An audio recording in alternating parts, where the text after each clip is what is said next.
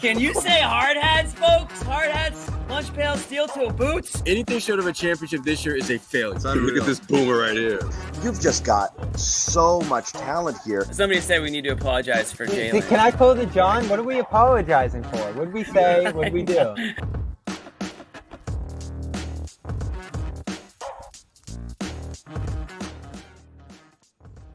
Cut the music, Amit. Oh, Jimmy. There's no win tonight. The Celtics. Jimmy Downer. Cut the music. We almost went extra long on the music. If the Celtics could have pulled off that comeback all the way, we would have had a show for the ages and comeback for the ages tonight. But the Celtics come up just short in overtime after a valiant fourth quarter effort. I can't say it was a complete game effort, certainly, but down 24 in the third. Down, I think it was 14 entering the fourth, and even that grew up again in that fourth. But the Celtics, in the last few minutes of this one, reminiscent of the playoffs, I would say, to an extent, when the Pacers just could not find a way to close games last season. The Celtics climb all the way back, tie this one up on a Jason Tatum three-pointer in the final seconds of the fourth quarter, but come up just short in overtime. We're going to get into it. We have Ashraf Blakely here. We have Noah Dalzell. We have Bobby Manning. Thank you guys for joining us. John Zanis.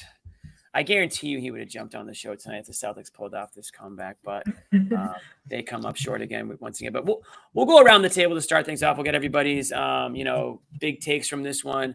Again, Celtics come up just short in overtime. Couple missed free throws by Tatum and Brown there in the overtime, and then Pascal Siakam, the guy that we have dogged on this show many, many times. Bobby's former flame in Toronto back in the OG days when Toronto was his little baby. Now Siakam's moved on. Bobby's, on to bigger and better players, specifically Luke and some others. But Noah, we'll start with you to my right here on the screen, and then we'll go around the horn, just get you guys' takes from this one.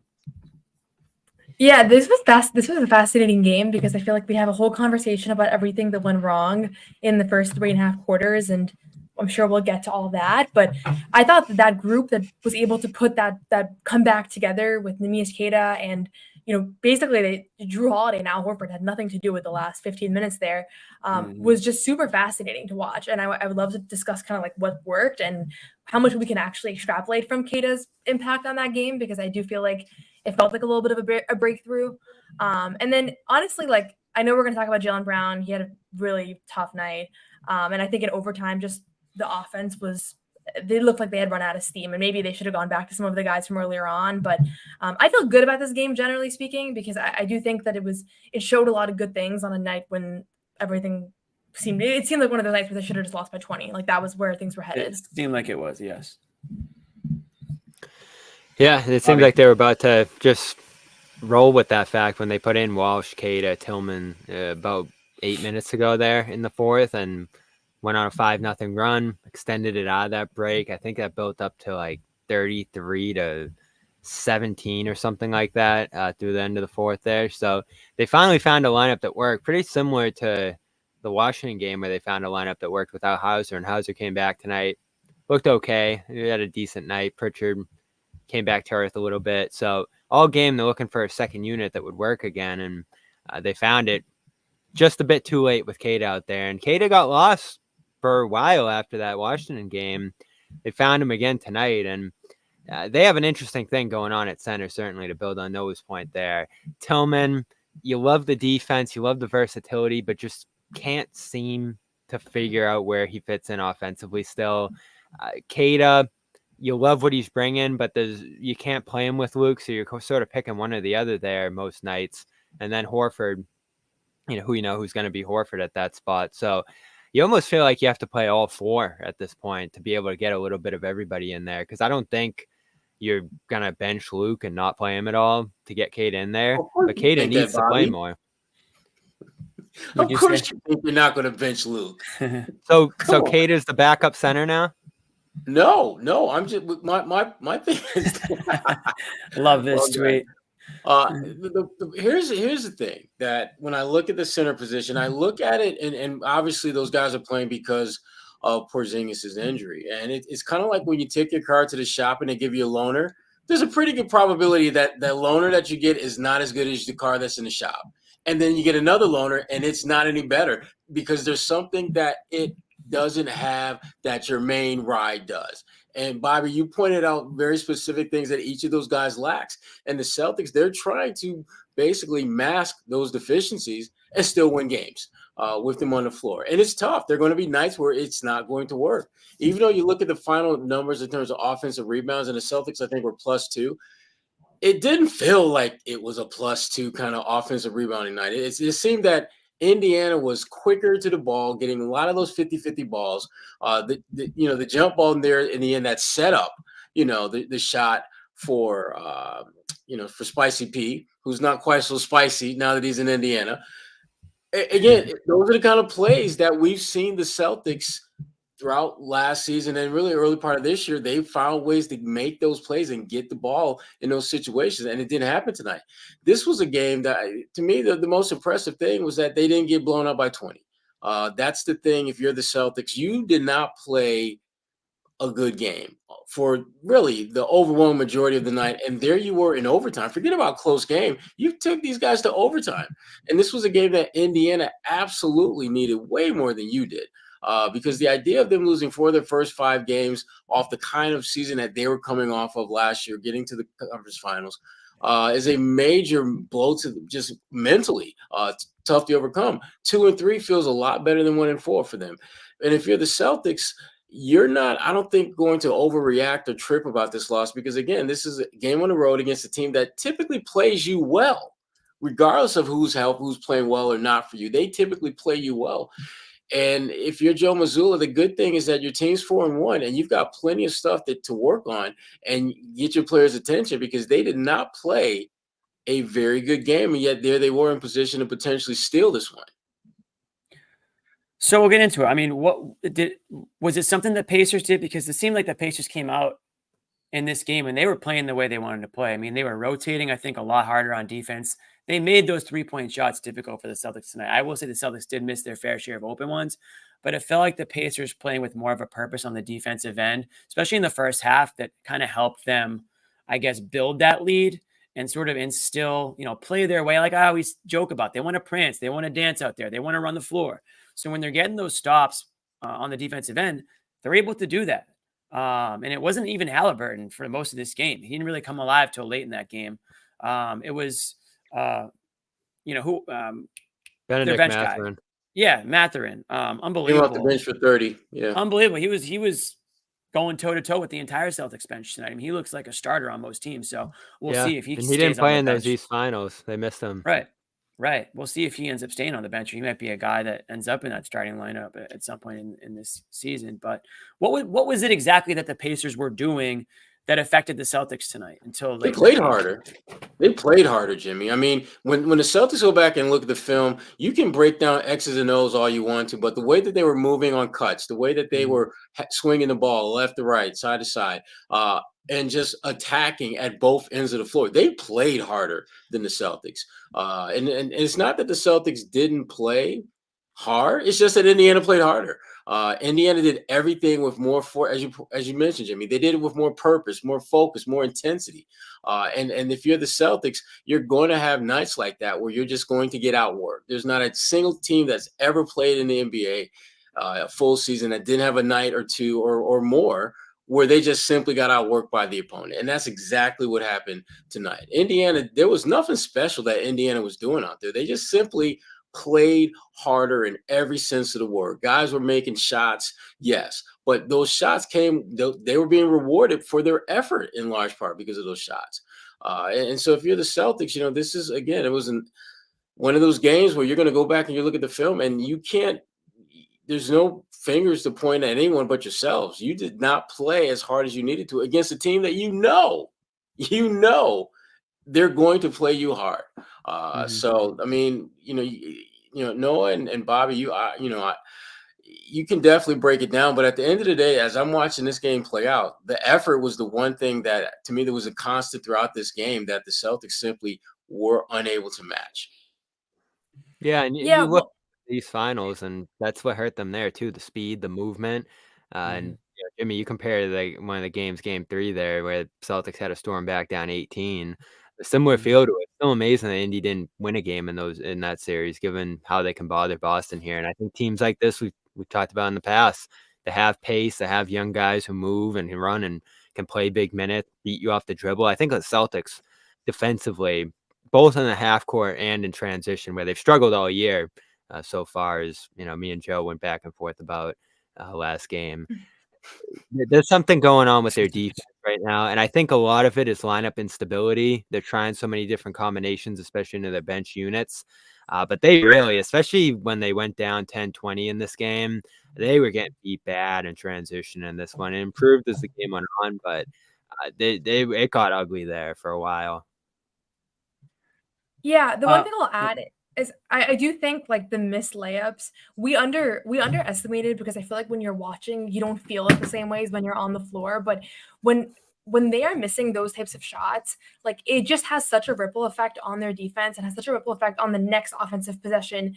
And there were some bad takes, but there were also so many just bad misses where there was literally no reason for them to miss layups. Yeah, Holiday had some. Jalen had a bunch that were actually the right read, I think, and we can go back and watch, but I do think that he had a bunch where he just missed shots that he normally makes.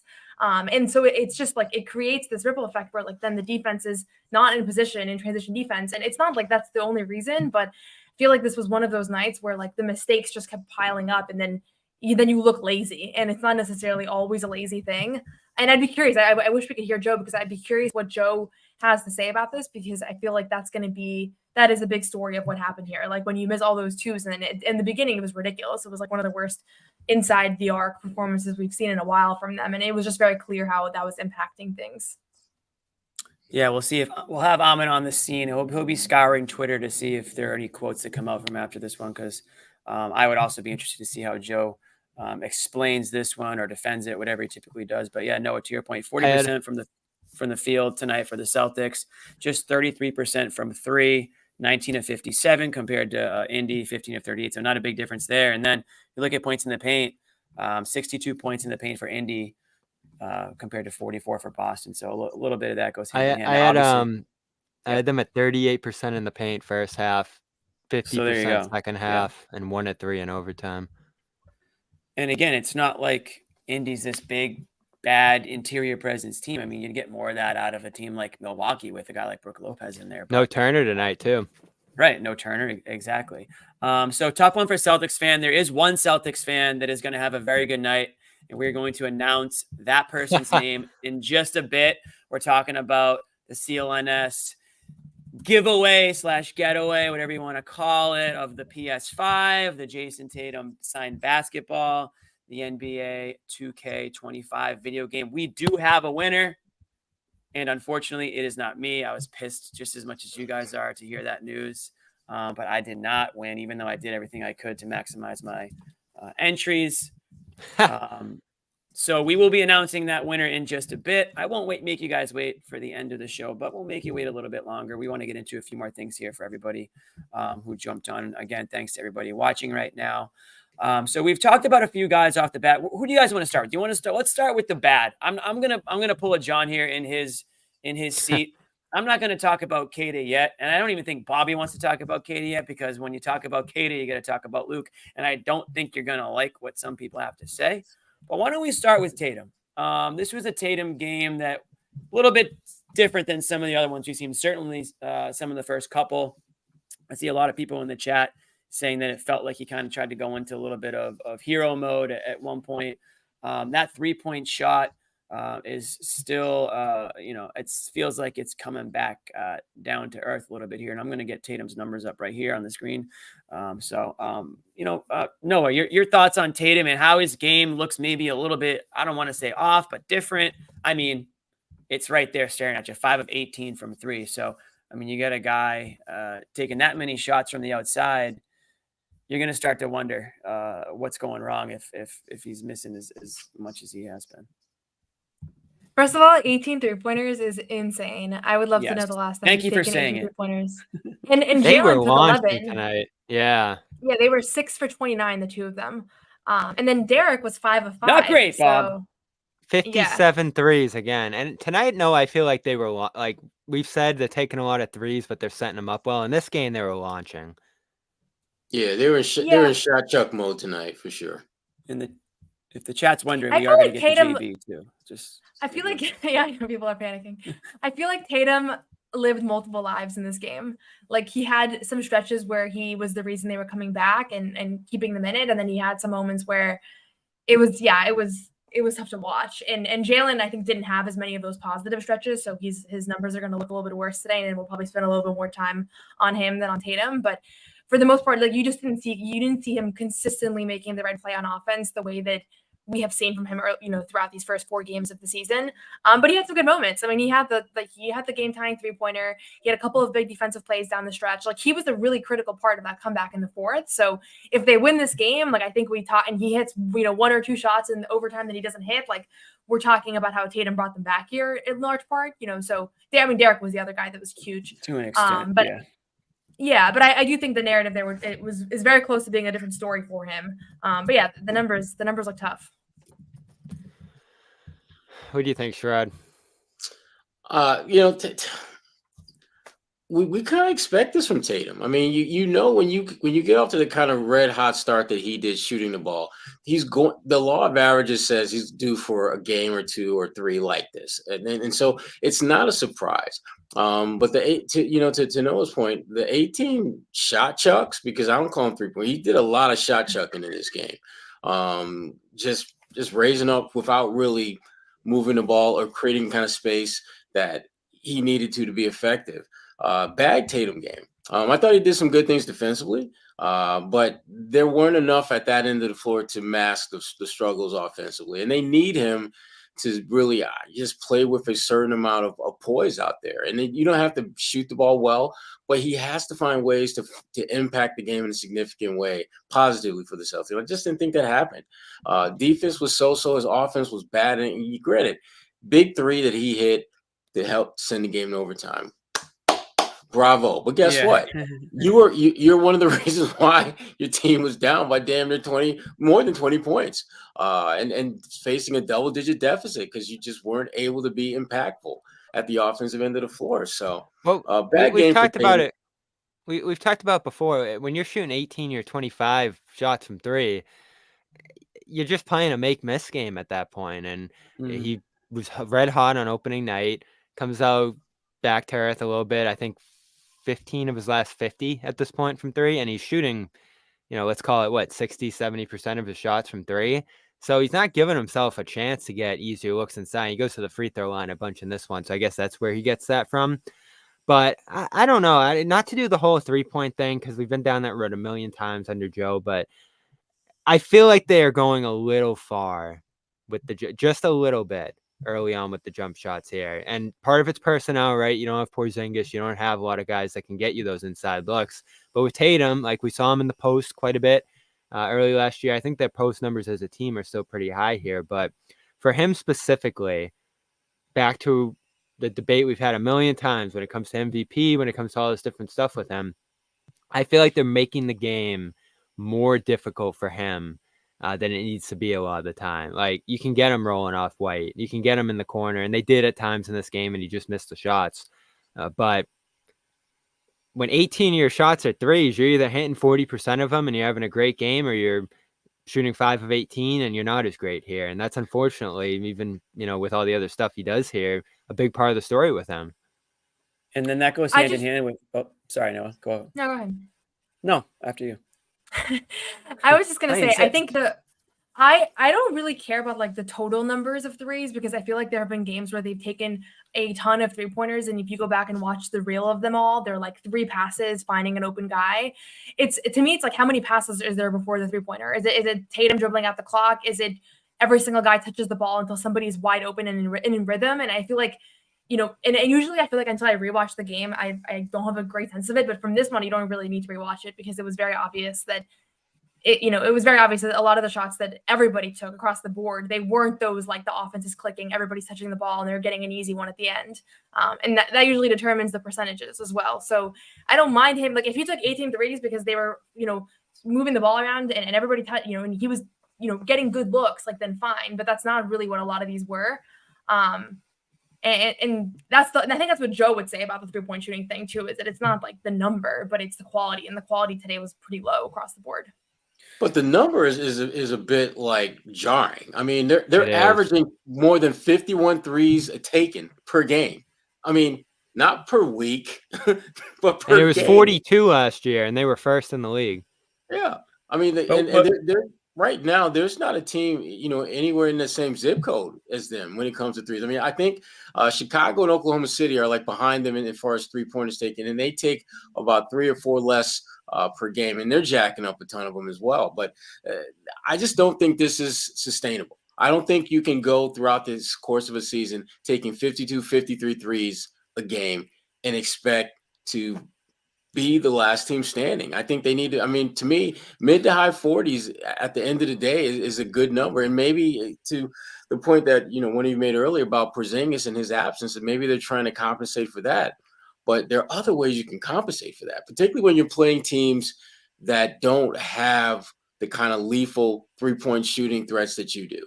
And on nights when it's just not going down, do what Tatum did, I thought, in the second half more so, and just go to the rim, attack, go downhill.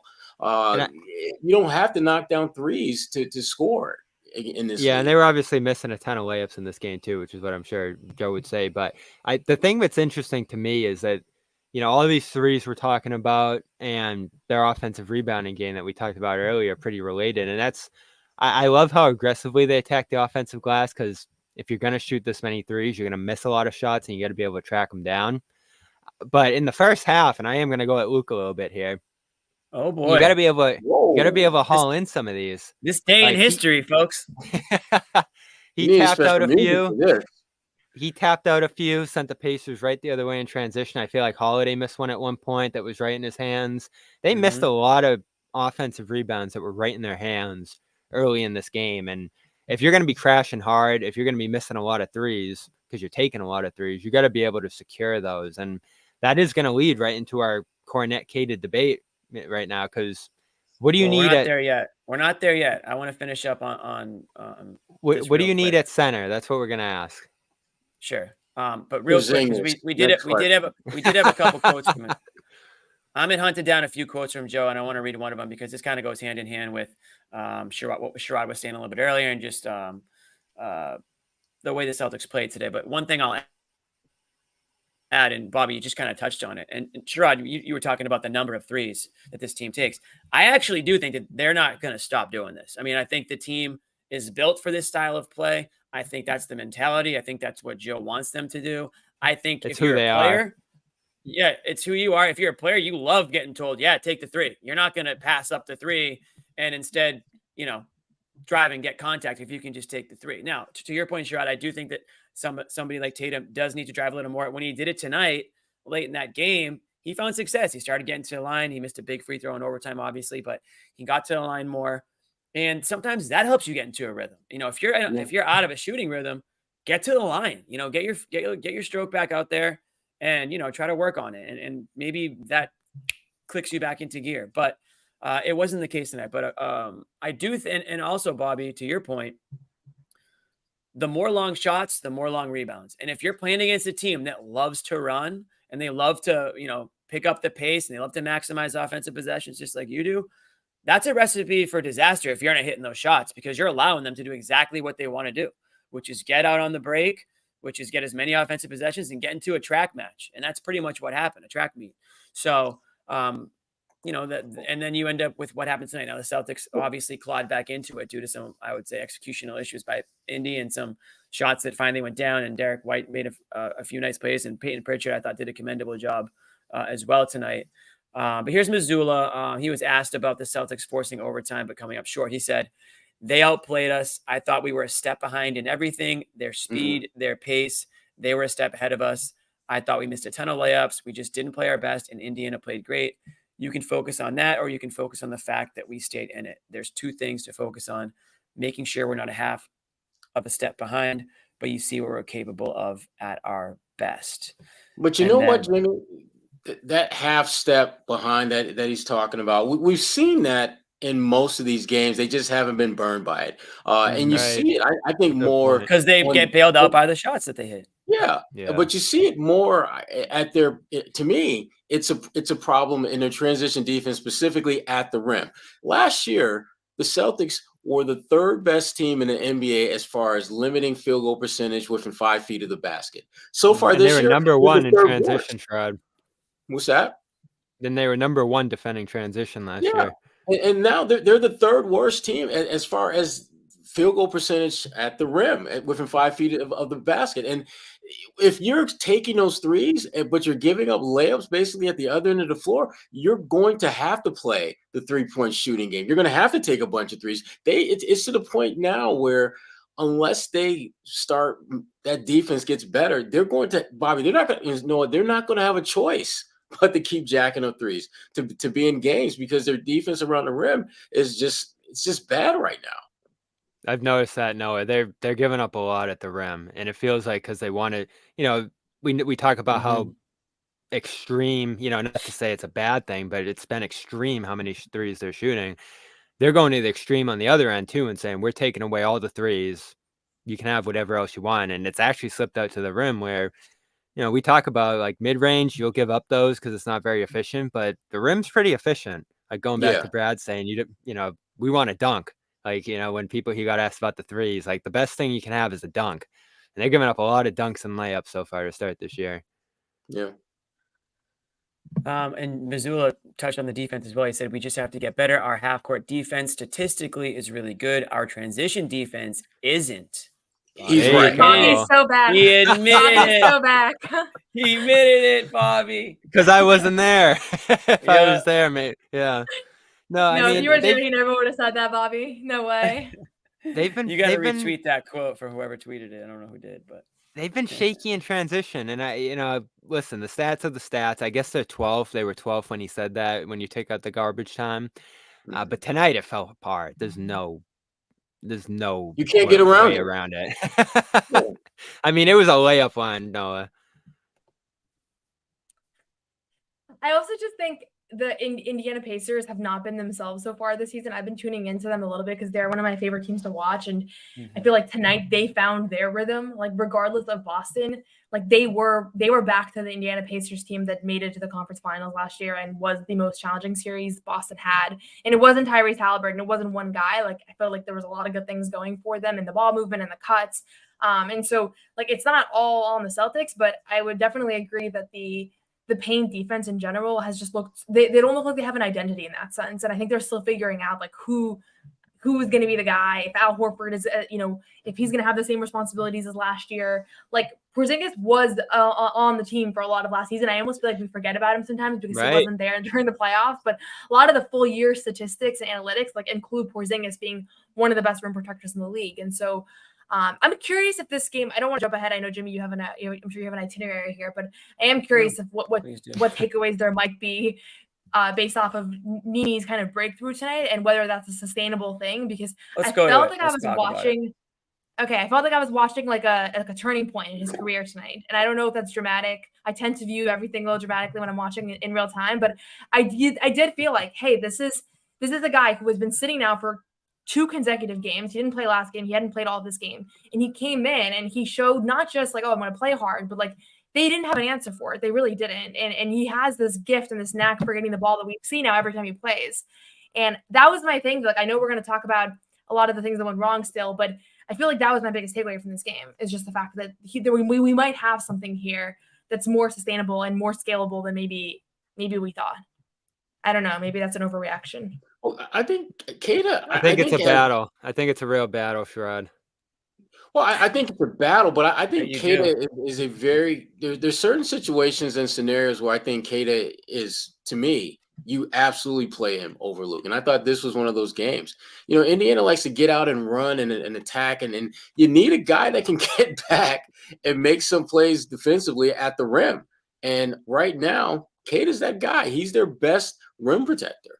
And it just seems that when you look at the first 4 games, rim protection was a problem for the Celtics. And you're playing a team that wants to get out and run. And when teams want to get out and run, what are they looking for? Dunks and layups. That's what they want. And, in hindsight, we're gonna look back at this game and think, man, they probably should have played Kata more in this one because of the matchup. But the big picture in all of this is that the Celtics have started the season, they've won 80% of their games. And I mean, if they continue at this clip, they're going to be okay. They're going to be more than okay. But the point is, to me, Joe mentioned that you can take two things away. You can either look at how we struggled or how we came back. Smart money says you look at how you struggled, because that is going to impact you much more going forward than how well you played down the stretch. What they did at the very end, you're not going to see that happen night in, night out, because the guys that got you back into the game are probably not going to be on the floor unless you're down by 20 or so points like they were tonight. And there aren't going to be a lot of games where the Celtics are going to be down like that. So the way they got back into the game, to me, you can't bank on that. They just got to be better, point blank, and play harder. Yeah, it is a good point here too. Like, Cornette's still giving you a lot of good things, so it's tough if you're going to make the shift to Kate, because they can't play together, right? Neither of them shoot. God, no. Don't do clogged up. So yeah, Don't they can't do that. So you're sort of picking one or the other.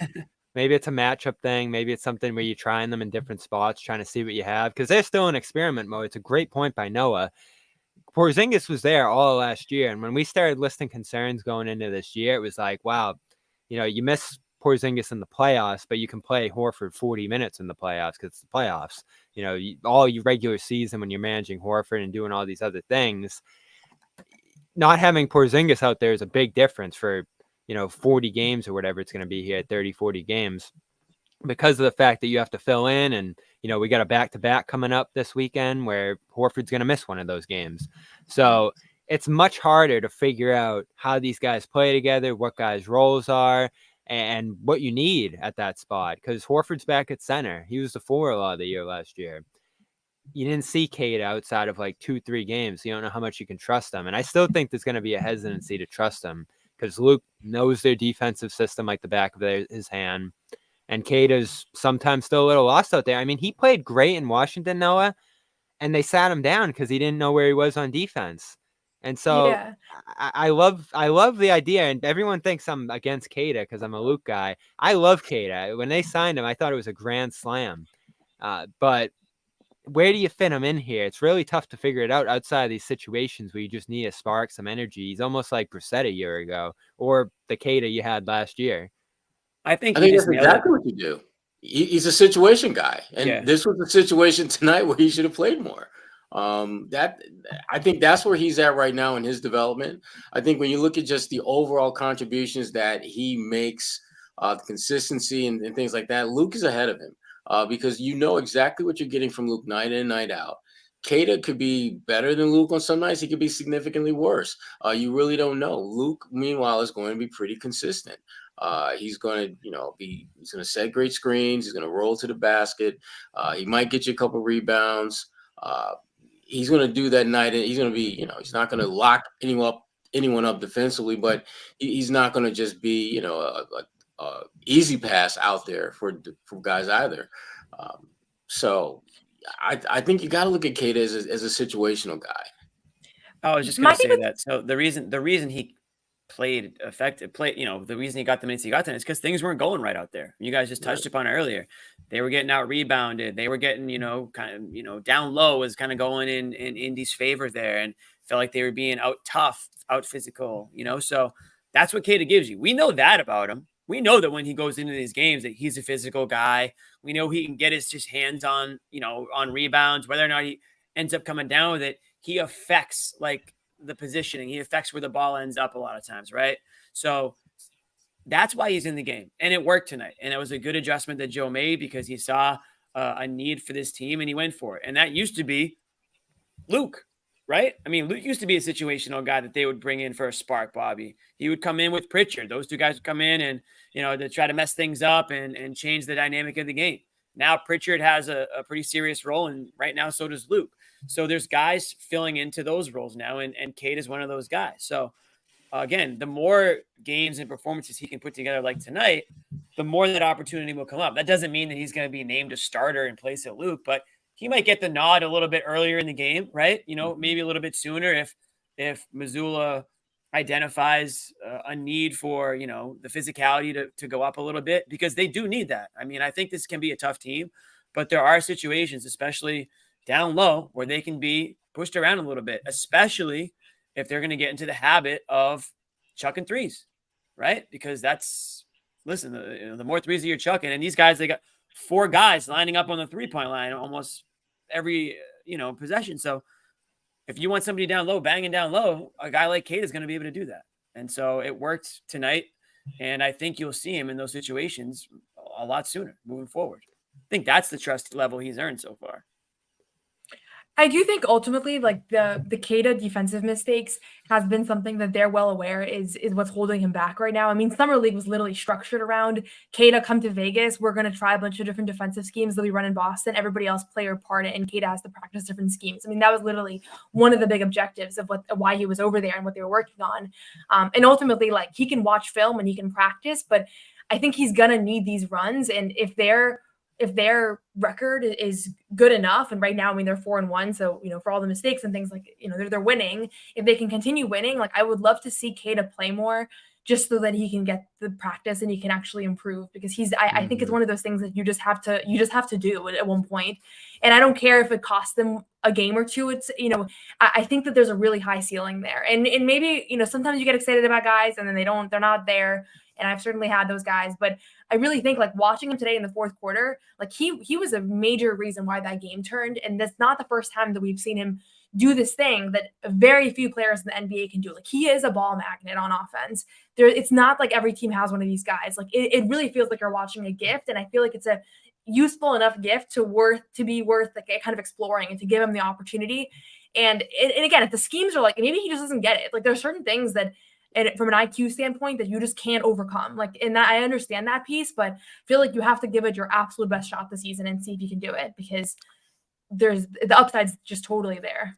They play a unique style too on defense, Jimmy, where like they'll change things a lot on the fly, or they'll have guys make reads and play outside of the system. Like, they do a lot of things in there that are very much like being on a dime and being connected. And so, like, things obviously are going to look a little fast, a little overwhelming for him out there, because he just hasn't played with this group. So, Noah's right. They got to get him reps if they want to get him up to speed, because that's stuff you're not going to learn in practice or just sitting on the sideline. But it's tough when Luke's been doing it for as long as he's been going out there. And, like, I still can't get over the way the fans talk about Luke. It's so ridiculous. Like, like, it's just, I can't believe we're this far into the experience and people still don't get what makes him impactful out there. Like, he's just positionally sound, and it might not look amazing. Get it, might Bobby. not be... I think people get it, but I think that you're up here and they're probably just a little bit lower on the, like, they get it. No, it's because he's not swatting guys into the stands. Yeah, I think people have. I think Luke has grown on everybody. Certainly from last season. We're just not ready to crown him like all NBA first team, like some people might be. So no, and listen, that's the difference. I'm in perfect agreement with Noah here. You got to balance it. You got to be able to find some situations for Kada to come in. And I did think it was a little ridiculous that he played as well as he did in Washington and then just got a DNP the next night against Detroit. Like, you couldn't play him a couple minutes against Detroit, especially in a game where you were getting pretty overwhelmed physically in that game, Sherrod. I thought the Detroit game was the perfect game to play in, because Detroit's got a young fellow named Duren who's pretty damn active and around the basket. And Duren didn't miss a shot, if I remember correctly. And that was every shot was within 5 feet of the rim. So, like I said, there are clear situations where I think he can be a better fit being out there for more minutes than Luke. And I think, as I think Noah mentioned it earlier, this is an experimental state that the Celtics are in, where they're just trying to figure out, how to make this loner that they've got at center function as impactful as, the car that should be driving in that spot, which is Porzingis. And some days they can make it look pretty good. Other days, like tonight, it looks bad. It looks bad at that position. So. You muted, Jimmy. Sorry, guys, my bad. I was saying, as good of a night as it was for Kada, we're talking about when guys should get the nod. We're talking about minutes distribution. I think we might see, and I know they're not the same player, but we might see Kata take another big man's role on this team, at least minutes wise. You guys know who I'm referring to?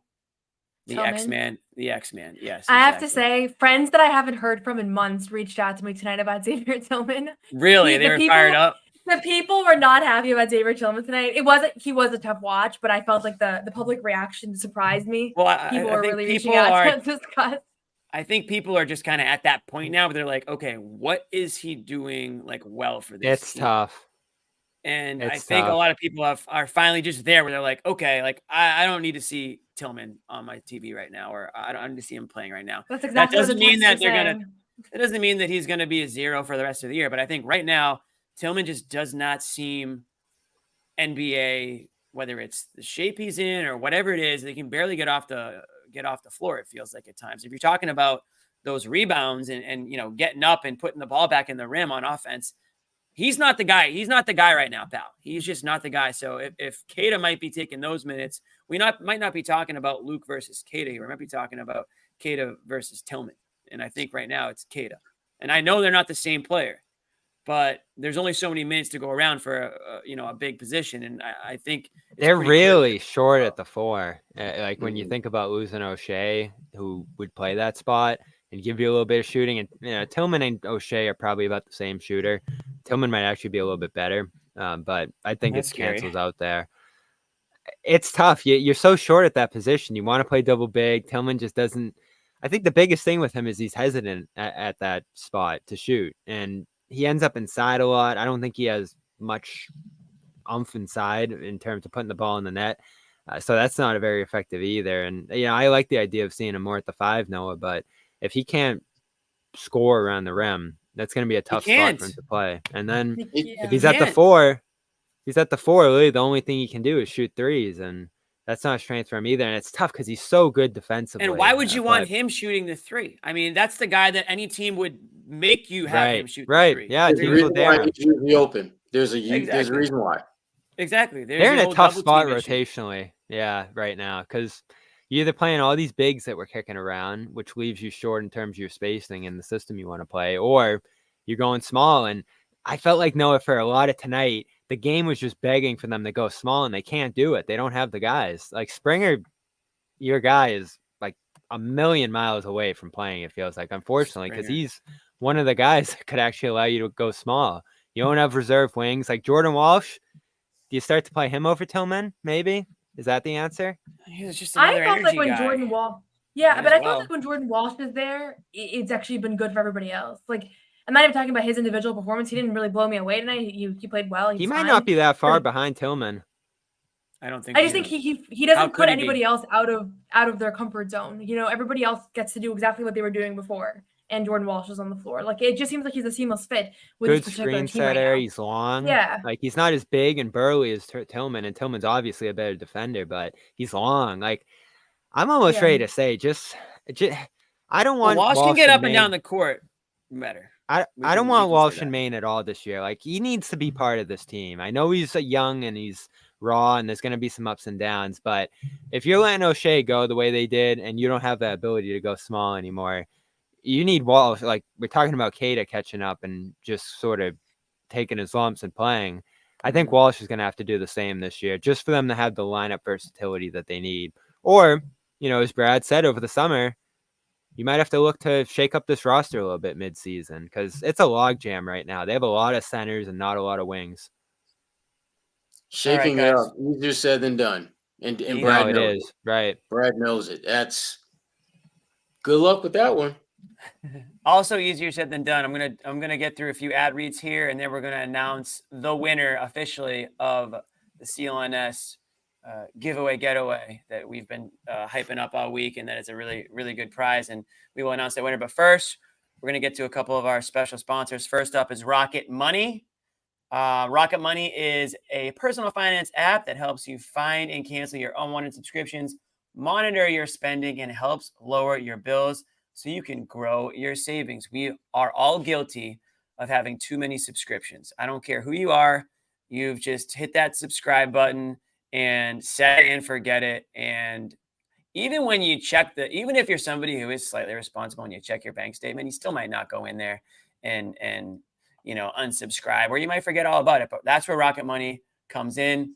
They have over 5 million users and has saved a total of $500 million in canceled subscriptions, saving members up to $740 a year when using all the app's features. All you have to do is stop wasting money on things you don't use. Cancel your unwanted subscriptions by going to rocketmoney.com/garden. That's rocketmoney.com/garden. I know Dennis isn't here, but he's a subscription king. And he's come on this show and he's talked a lot about how Rocket Money has saved him hundreds of dollars. And I actually do believe him. The guy is completely reckless. So he needs a product like Rocket Money. And listen, guys, Christmas is coming up. The holidays are coming up. Save a couple bucks, cancel a couple subscriptions. You can always go back to them later. But, save a couple bucks and put some of those gifts towards some of your loved ones. How about that? So, again, that's rocketmoney.com/garden. One more time, that's rocketmoney.com/garden. Second great sponsor of ours is our friends at Game Time. Fans got their money tonight in Indy. Hopefully they use the Game Time app. It is gametime.co if you're going online. Otherwise, download the app. I've used it for concerts. I've used it for sporting events. I guarantee you there are some interesting prices for the World Series right now. Are the Yankees still winning? Does anyone know what the score is? 6-5. 6-5 Yankees. Yeah. So there could be we could have ourselves a game 6 situation here. So it might be time to turn on the Game Time app and see if you're in the New York area. Boy, oh boy, Might be LA. Yeah, LA. If you're in the LA area, or if you're in the New York area, hop a flight. Keep the Game Time app open and see what you can get. I used it for Coldplay. I'm going to Coldplay next summer. I got the tickets on the Game Time app, and the way I did it was I couldn't get through when they were going for sale. I couldn't get through. So I went on the Game Time app, and I saw tickets were already up there at the same time that they were live elsewhere.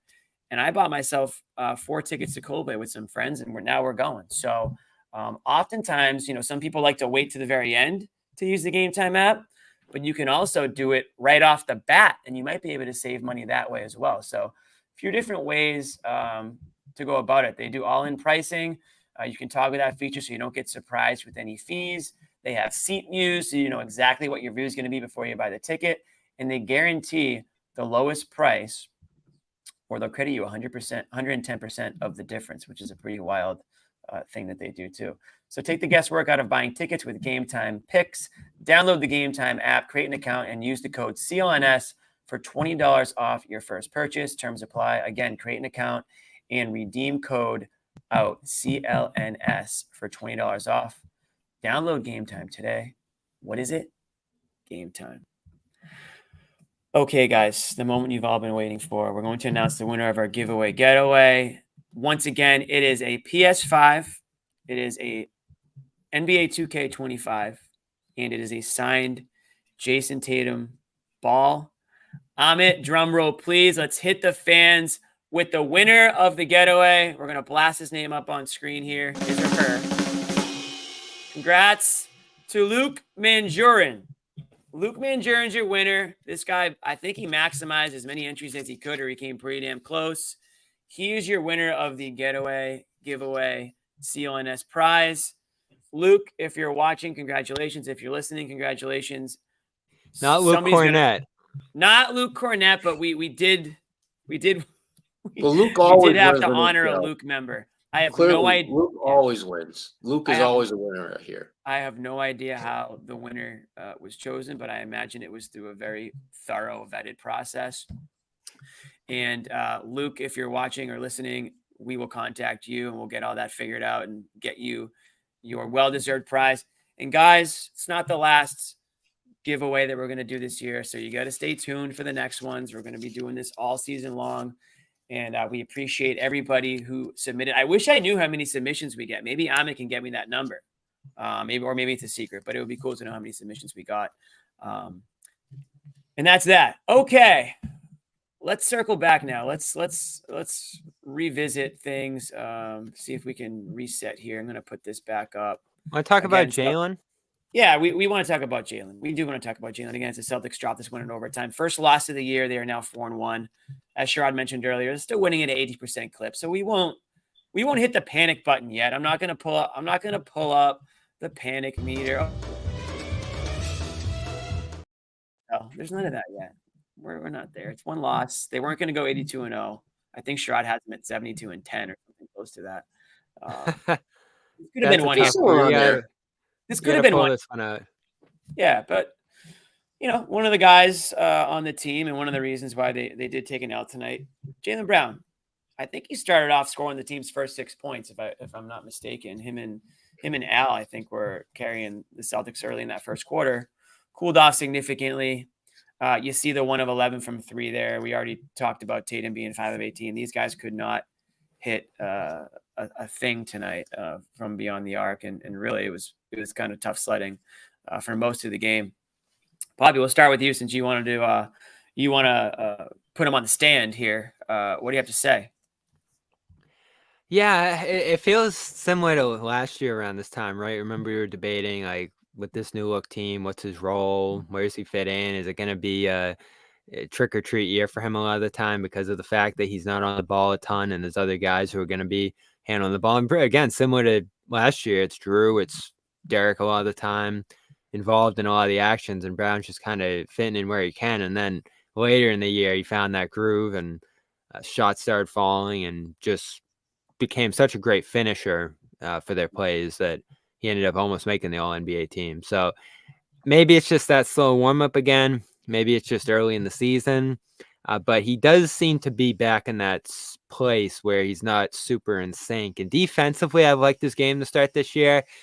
But he got crushed on that back cut by Mathurin late. That was a tough play for him where he just kind of fell asleep and Mathurin got him backdoor in overtime there. So there's another tough one for him. Last game, he started 1 of 6, got blazing hot and finished so strong. I think like 10 of 12 to close that game or something like that. So panic meter for him, no. I still feel great about where he's at, and especially the defense I think he can lean on, even if his shot's not there like it wasn't tonight. But you look at some of the shooting stats from the start this year, and it's not pretty. 46% effective field goal coming into this game, 41% from 2. And the three-pointer fell way off tonight, too, after a decent start to the year for him in that category. And free throws, man, still for him, it's like you got to get that down. Oh, God. It's a small weakness pain. for him, but Freaking pain. it's It's tough. a big weakness. Wait, what do you mean? He was 82% from free throws going into this game. What was he tonight? He Two missed of two four. he missed 2 horrible 2 of ones. 4. That's all that matters in Yeah. overtime. But he has been better this season from the line. I've noticed that he has been. So we just want to be No, fair. I'll give you that. I think that's big for him because that was probably his only weakness last year, outside of turnovers, which are always going to kind of be there for him. Yeah. How about Go ahead, Borb here? Noah. He's had 1 good shooting half so far. Is that accurate? Is that fair? He was good on opening night, wasn't he? I thought at least. Tatum kind of stole his thunder, I think. But yeah.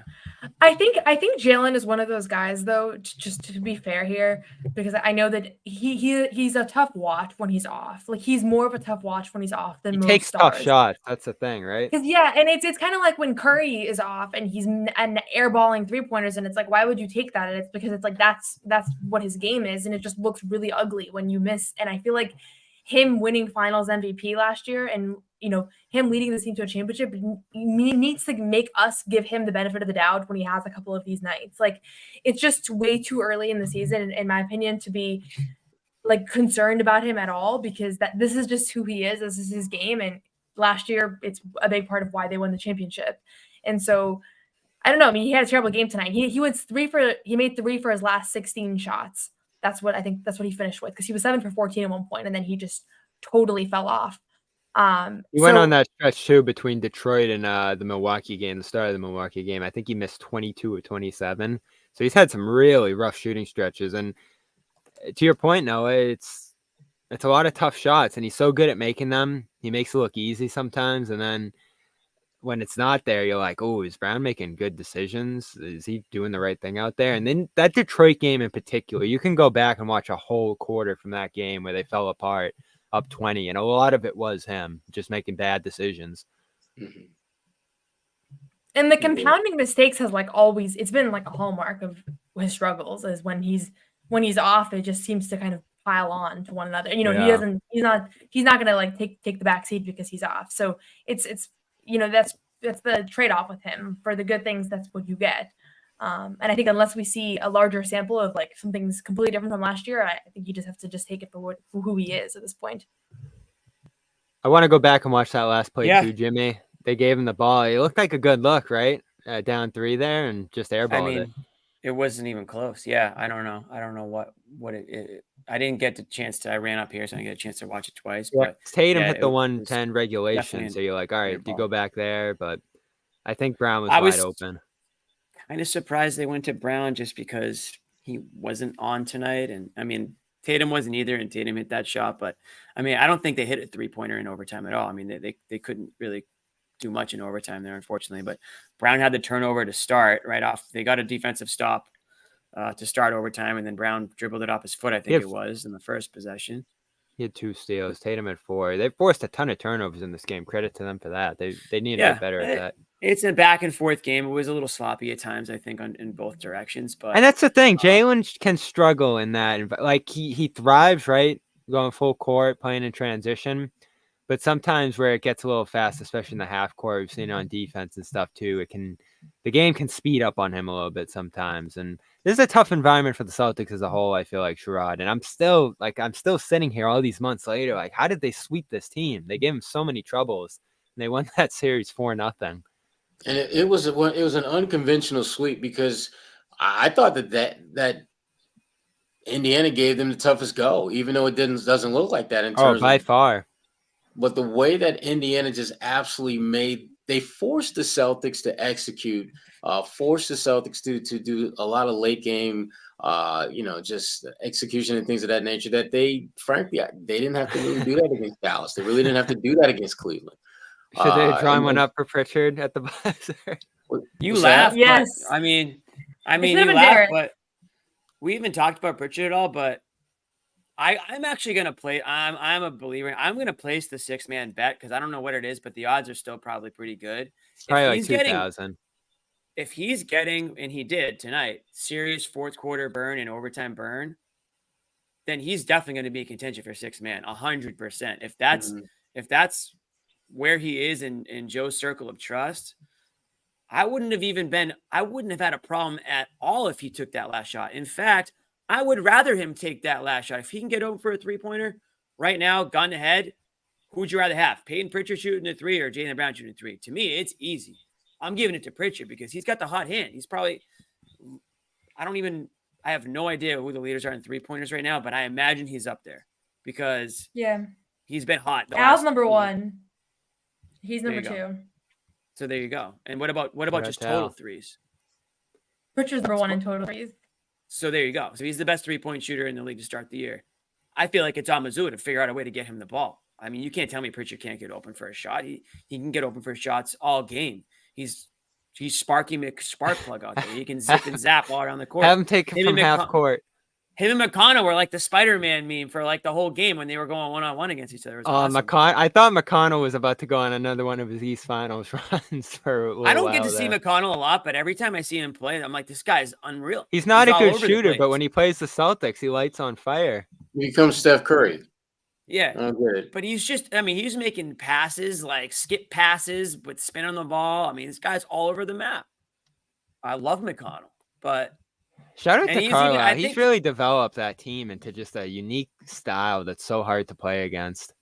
Yeah. Rick's a heck of a coach. Having worked with him when he was in Detroit like many years ago, Rick figures out what he's got to do to give his team a chance to compete. You go back and you start looking at just the teams he's coached. He's had teams that were defensive heavy because that's where the talent was, and he's had teams that like this one where you got lots of guys that can get buckets, and he'll craft his strategy around what his roster looks like, and not shoehorn his plan, his system with the talent. If the talent doesn't fit, he's not going to do that. There's a lot of coaches who get fired and they don't understand, why did I get fired? Because you have a system that doesn't align itself with the players you have. That's why. Rick doesn't really do that, though.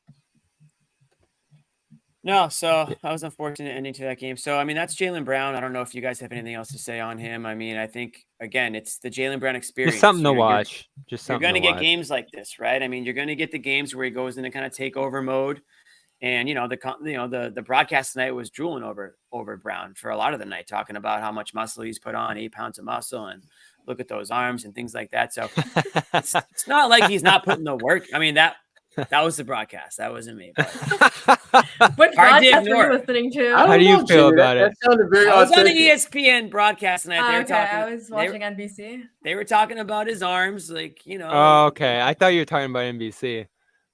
No, I was I like, was NBC talking- didn't even mention it.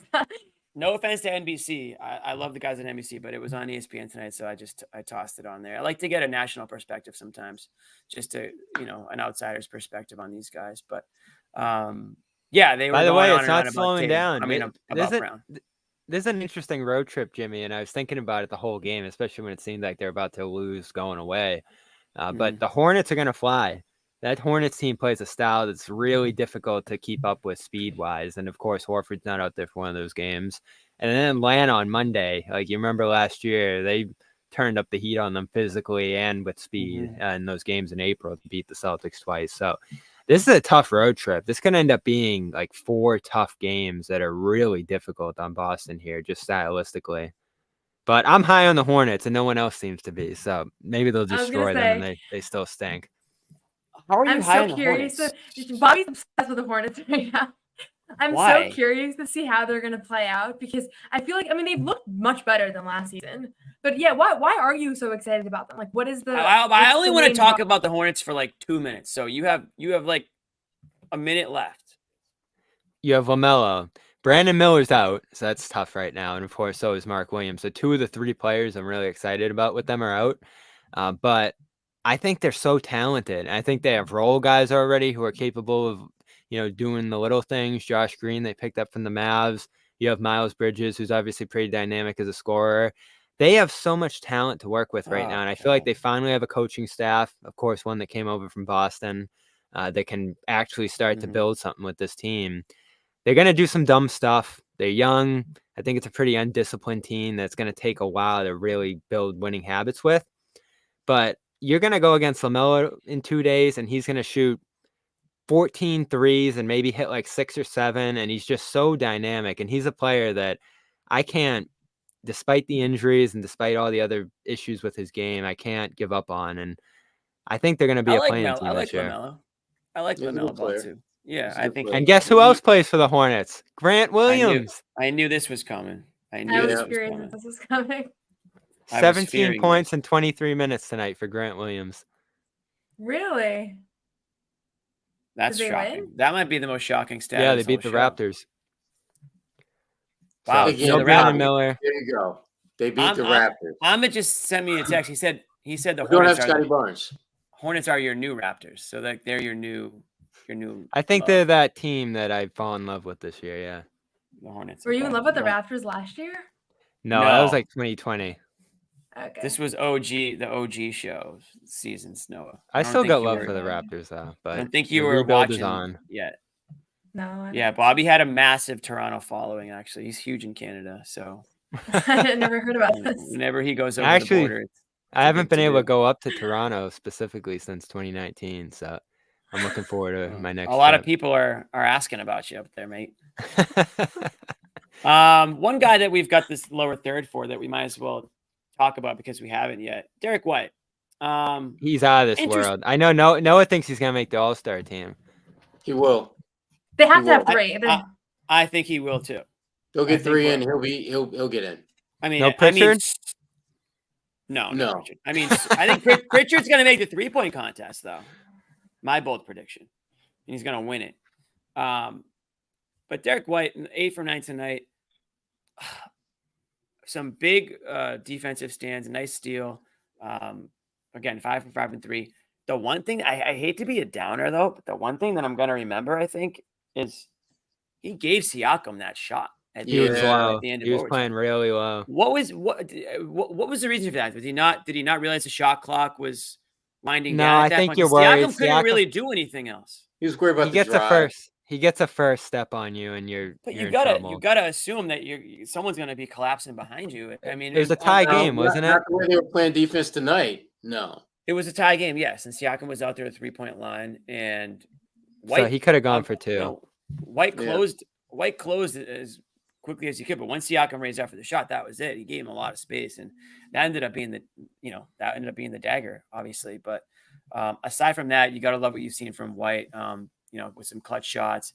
And again, national broadcast, they were talking about him as one of the best two-way players in the NBA, which Yeah. I think most people would agree. I mean, you're talking about a guy who was, all defense last year, second team, I think it was, right? Or was One it of the first best team? moments of the year too. That block on Cade in Detroit. He's been perfect. I mean, Yeah. the guy does no wrong. It's unreal how consistent, effective, and big of a part of this team he's become. And the shooting, it just doesn't stop. He got here in 2022, couldn't figure it out with the shot, made some tweaks that summer, and it feels like he's a 40% three-point shooter ever since. So I could see All-Star in a scenario where some of the other like stars per se are hurt out there. It'll be a challenge if everyone's healthy and rolling, but of course that's not the case to start this year. And Scotty Barnes just went down in Toronto. I don't think so it's he going to might be a sneak in challenge. there. You're You going don't to get think a coach. You're going to get a coach who puts him in. And you're Yeah, right. Because Joe wasn't in there last year, was he? Yeah, and you're going to be basically the most consistent player on a team with the best record. And by consistent, I mean your ability to be both a top tier scorer and a top tier defender. I don't know how you can put it on. If he continues to play, his numbers obviously are going to take a bit of a dip from where they are now. You know that, but I don't know. he's not going to get you 22, 23 a game. That ain't happening. Then He he'll be just an might. all-star easily. Then You're we're having a different conversation, because if he's getting you that with his rebounds, his assists, and his defense, we might be talking all NBA at that point, which we will not be talking about with Derek White. So Hey, stop it, Jimmy. Just stop it. We sometimes we make bold statements on this show. Oh, I'm just God. saying. We do. Derek White's going to get all the minutes to be able to put up numbers like that. Now, I'm not saying he's going to go 8 of 9 from the field that isn't going to happen, but there's no reason to believe that he can't get you up around 20 points a game. There's no reason not to believe that, He'll be in the high teens. He'll be a high teen scorer. And if they keep winning at the rate they're winning, Noah's nailed it on the head. You're gonna send 3. They're gonna send 3 players to the All-Star game. Now, whatever. I just think there's going to be.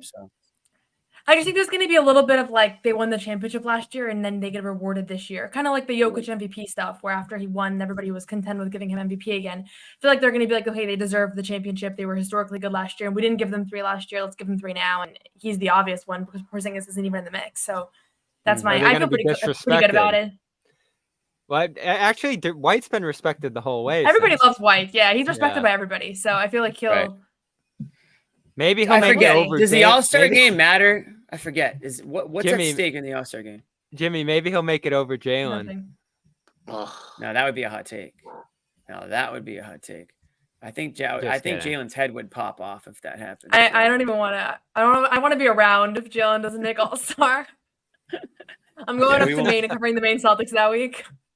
We won't talk about that. Yeah, exactly. You won't. You know who you won't see up there in Maine? You guys want to talk about it for a second? No, you're Lonnie definitely Walker. not going to see. Lonnie Walker came out today that he signed with a team in Lithuania. So not quite Maine. He missed the exit, I guess. Yeah. But anyways, Lonnie Walker does have an out. Can still be signed by an NBA team based on the way his contract. Did they say that? That's what the tweet read. I mean, I don't know. Oh, okay. I'm just going by what I see on Twitter. That makes sense then, because I was looking at their schedule. They play in the May, that team. So it makes sense that he would have an out there. And, opportunities could arise. Everyone in the league is hurt right now, it feels like. Everybody. A lot then of you get injuries. 10 days and stuff later in the year. So maybe he blows it up over there and ends up coming back. And, you still can't rule out Boston, right? Like, I don't think the relationship's severed here, but obviously Noah, he decided that he didn't want to go to the G League, probably for money reasons, probably for strategic reasons, just to be able to put himself in the best position to actually sign to an NBA team in the end there. And if you're playing in Maine for, I mean, how much do G League guys even make at this point? 75K or something like that. It's not a lot. You get hurt up there, and then your chances are really blowing up. So I'm surprised that's not the way it went. He seemed like he was willing to do that. Maybe the agent talked him out of it. Maybe that opportunity in Lithuania was too good to give up. But yeah, this obviously puts the odds against him ever playing in Boston here, which I'm sure will disappoint a lot of people. And on the flip side, I do think that a lot of the fans that were upset, and I still have a story coming out where I talked to a bunch of fans about why they're so mad about Lonnie Walker. But I do You think didn't talk that to this me. is no, I didn't. Are you mad, Jimmy? You didn't That's weird. DM me. I said DM me if you feel passionate about this, and people went to work. So Nice. I will say though, those are my bots. I feel like this vindicates the Celtics a little bit, or at least like it's not like he got picked up by Denver or got picked up by the Knicks. Like there were some rumors swirling. Like this, he wasn't picked up by any NBA team, and I think there's competing theories to why that is, but ultimately, like it wasn't a Boston thing that they cut him and then everybody else wanted him. Like he couldn't find a spot this year, which is still pretty astounding, but it's not a Celtics specific thing at this point. So we do have to go back and ask Noah, would you have the whole and Could have used him tonight. Fisher actually reported it, which I was surprised because I thought it was just a Twitter thing, people coming up with the scenario for how they would have done it. They actually did shop Springer around, according to Fisher, and try to clear that spot for Walker, and it just didn't work. So I do think there is a what if here if it doesn't work out with Springer. You could have had Walker in that depth development guard role, and we're still kind of looking back. I don't know how he's starting this year, but Ban last year, who I liked, they ended up giving him up for Springer effectively at that spot, and so far it looks like Ban's a little bit of a better player at that position. So you're going to be watching Springer now and saying, like, is he going to be able to figure it out here a little bit, because you missed out maybe on two prospects at that guard spot who were pretty talented. You know where you won't find Springer or on the Walker? court. I'm sorry. And also you won't find him on the court, and that's why you won't find him on Prize Picks. Prize Picks. That's my segue to a great sponsor of ours. Guys, what is Prize Picks? Prize Picks is the best place to get real money sports action. With over 10 million members and billions of dollars in awarded winnings, Prize Picks has made daily fantasy sports accessible to all. You just pick more or less on at least two players for a shot to win up to 100 times your cash. Run your game all season long on Prize Picks. I got to say, it's the best way to. It's the best place to get real money sports action. Join over 10 million users. They just invented the flex play, which means you can still cash out if your lineup isn't perfect. You can double your money even if one of your picks doesn't hit. Guys, I am live on Prize Picks right now. I got some action going, and I'm going to read to you guys what my numbers are. So I've got Wemby, more than 23.5 points. This game is on right now. Spurs Thunder. It's a big one. I got Wemby over 23.5 points, more than 23.5 points. I got Holmgren less than 29 points and rebounds combined. I've got Harden more than 16 rebounds and assists combined. And Zubac more than 32 points, rebounds, and assists combined. I know everybody paid attention and wrote all those numbers down, but that's what I'm working with. That's to win $50. All right, folks. So we're not talking about chump change here. So sign up today and get your $50 instantly when you play $5. You don't even need to win to receive the $50 bonus. It's guaranteed. Prize Picks also offers weekly promotions that can lead to big payouts like Taco Tuesday.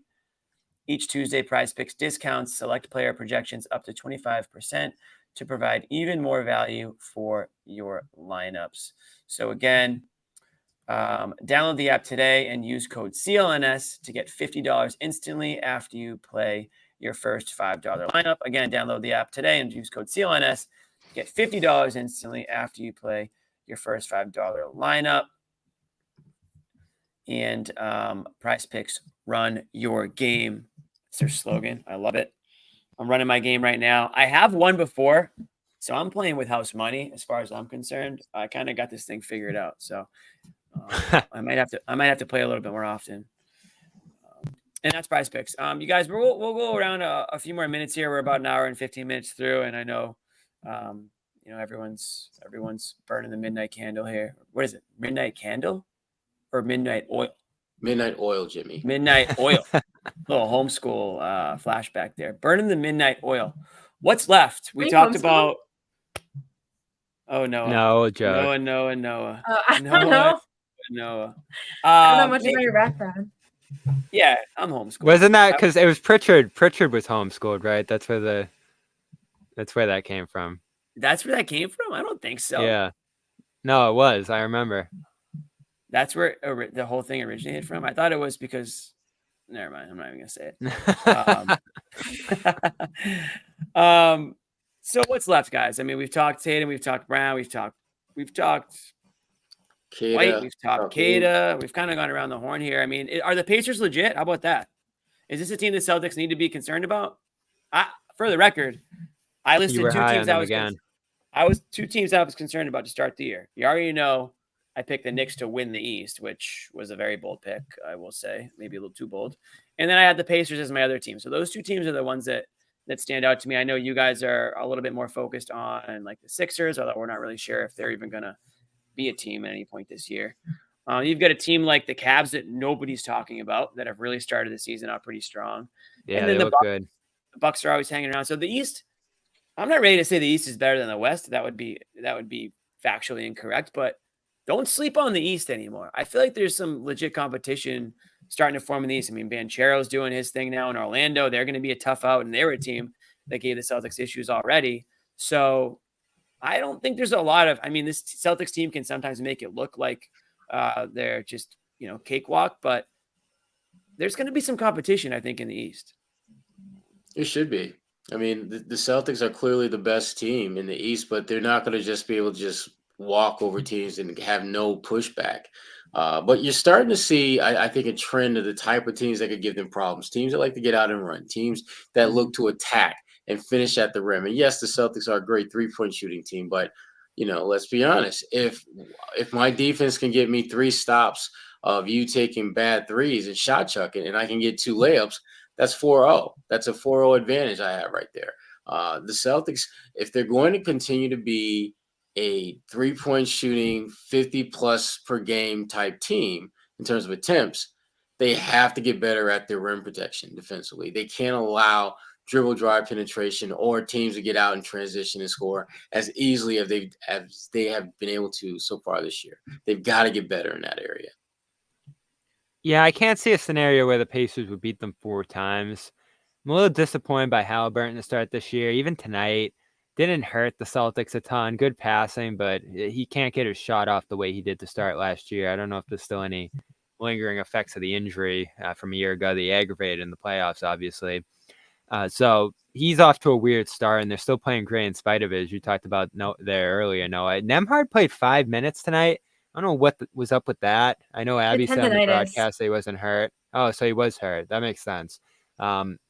Yeah, so they're deep. They hit you in waves. I think this is more of a depth league than ever, and they might be the deepest opponent that the Celtics see. I mean, no Turner and Nembhard tonight effectively. They still win. So shout out to them. They're well coached, as we've talked about. They play a style that hurts the Celtics. Maybe as it was a year ago, this is the team that would give you the biggest challenge, but there's no defense. There really isn't. You can score on them whenever you need to in a big moment, and there's mismatches everywhere. So that, to me, I mean, they played that well against the Celtics, as I've said a million times tonight, and still lost 4-0. So I can't see them putting 4 together against the Celtics. As I said the other night, I do think there's a world where the Bucks could figure it out and put it all together in a full series against the Celtics, but I don't think Indiana would get there. Although, Jimmy, you got to take them seriously. I mean, it'd be challenging as hell.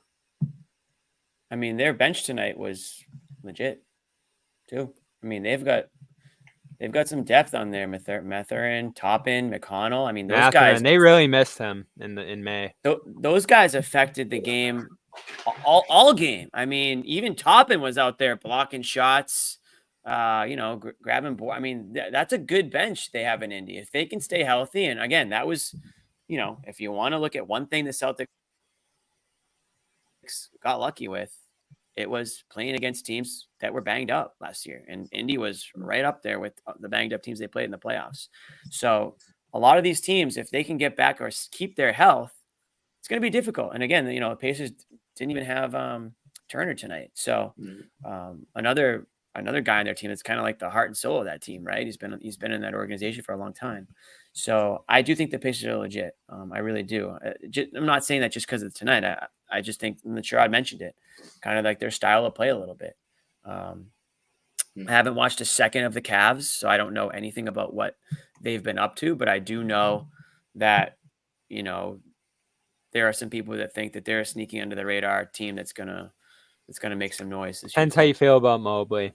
Like, I feel like everything's on him if they're gonna be legit or not. And he looks good to start this year. I like their coach too. Yeah. So that's What do the you think? East. No, you scared of the Pacers? I just think in She general, loves the Pacers.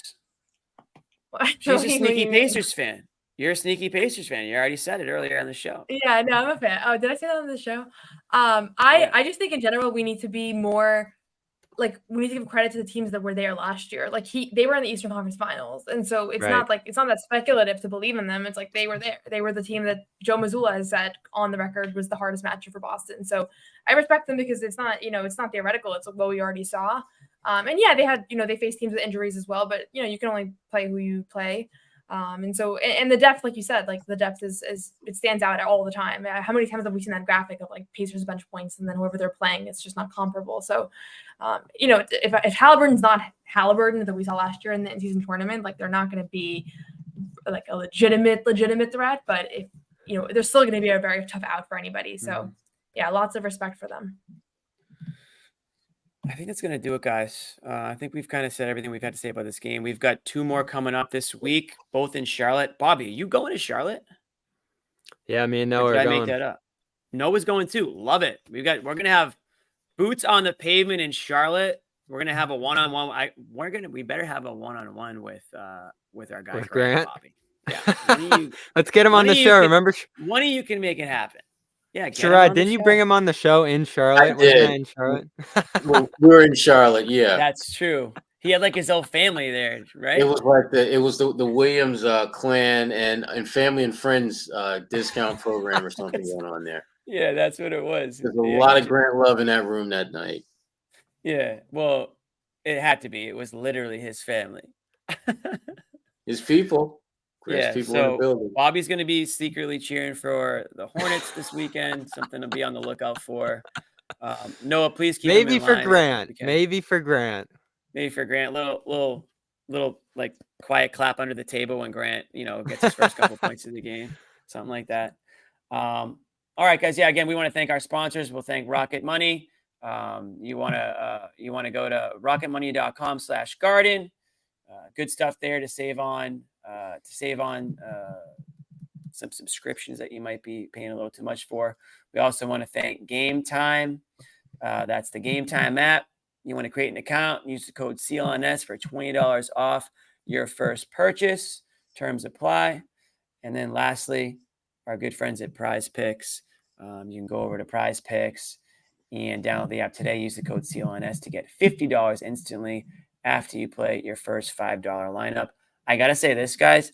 I don't know if you're going to be able to play a Yankees more or less on Prize Picks after tonight. Sherrod, I hate to say it, Sherrod, and I know you've probably been watching. I know you've probably been watching, peeking at it. The Yanks are now down 7-6. I know. I know you know. And what we're gonna do is we're gonna let all the Boston fans. We're gonna end the show here. We're gonna let all the Boston fans get to a TV and see if the Dodgers can hold this lead. Because if the Red Sox can't win the World Series, the second best thing is to just watch the Yankees lose the World Series. I'm sorry, Sherrod. I'm sorry I had to say it, but that is how a lot of us Red Sox fans, if there are any Red Sox fans left, feel. So, again, thanks everybody for tuning in. Amit, can we get this lower third off here, please? Come on, dude. Let me do it. There you go. Thanks everybody for tuning in. Celtics play again on Friday in Charlotte. We will be here. We've got Bobby and Noah at the game. I know a few of us will be watching it, and we'll be jumping on the show. I will also be on the show Friday night. Sorry for those who don't want to hear that. Celtics drop it tonight, 135, 132. I think that's the score in overtime. And they dropped their first game of the season, but there were some good things to take out of it. A couple of other things that might not be so good, but lots to watch for as the season unfolds. So that's going to do it for us. For Noah, Bobby, Sherrod, I'm Jimmy. Amit, you know what to do. Wait, Amit's got an outro for us, I think. No, he doesn't. He said he was going to work on an outro. He had a phenomenal game. Phenomenal. Forfeit's out. I think it's an auction. That did not sound like a chair. It was a freaking chair. It does sound like a chair.